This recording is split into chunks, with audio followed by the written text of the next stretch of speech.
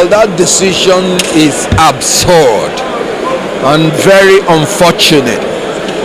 It has shown that the INEC chairman is unfit to be the chairman of an independent and impartial agency of government.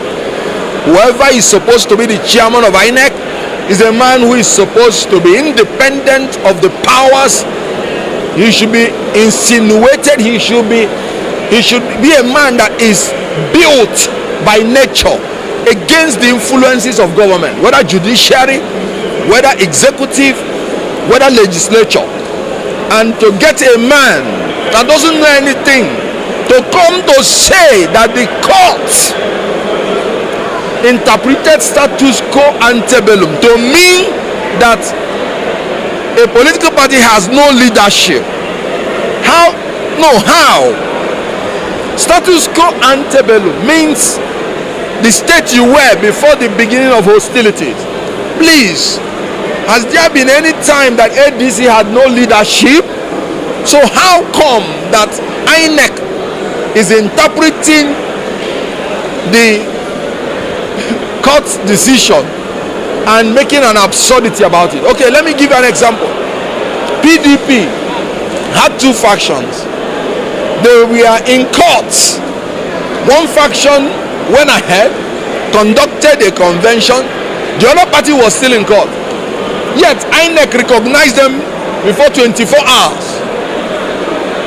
Why didn't they say that because there are court cases, they will not recognize either faction? Now, there is one Nafiu Bala, one person. Please, is one person NWC? Is one person NEC? Is one person a party? And then you're saying that a whole party is on one side and one person that has resigned by his own handwriting, and INEC accepted the resignation. What other process does a political party have to take when somebody has resigned out of his party, and yet INEC is placing that person one side? Does that not tell you that APC and President Tinubu do not want election in 2027? They do not want democracy. If they don't want democracy, then let us proceed to demonstration of craze, democracy. Because anything they want, Nigerians can give it to them. It's either you want democracy or you want democracy. Whichever one you want, Nigerians will give it to you. We've had enough. We've had enough. Which one are you ready to give? Whichever one they want. So what is the way forward? As regards the 2027 election for the INEC chairman, do you think Nigerians should not put their hope on INEC chairman giving it? No, INEC chairman should go. He should just get out. He's the worst human being that I've ever met. Now, let me give you an example. With Professor Yakubu Mahmood, you will be talking about whether you have free and fair election.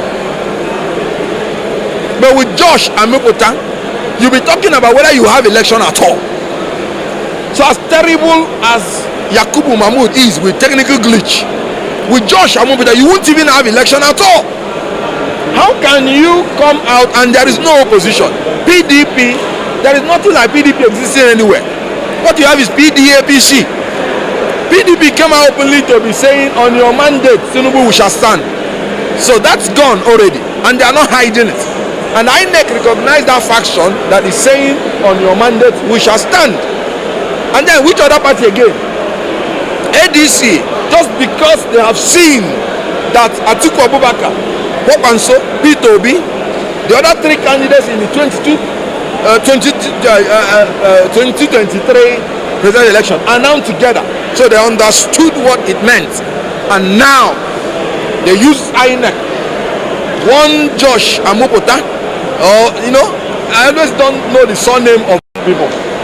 Is it Amupitan or Amupitan or what? I don't understand. Restore ADC today, not tomorrow, because it may be too late. ADC is a political party. The courts have made it clear that the internal affairs of political party is not justiciable. The court has no right to issue an order that will affect the internal affairs of a political party. Now, two, Nafiu Bala is not a member of ADC. He does not have the locus to even bring ADC to court.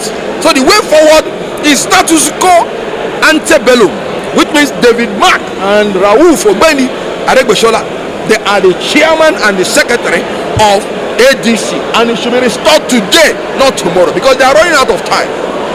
What if INEC fails to do what you request?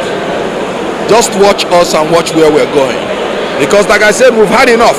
Because if you say I am not going to participate in the election of 2027, and you say that all the democratic people cannot participate democratically, then you cannot stop them from participating undemocratically. You have to choose. It's either you are allowing democratic practice or you are allowing undemocratic practice. You can't choose both. Why we subscribe to democracy is to have a choice.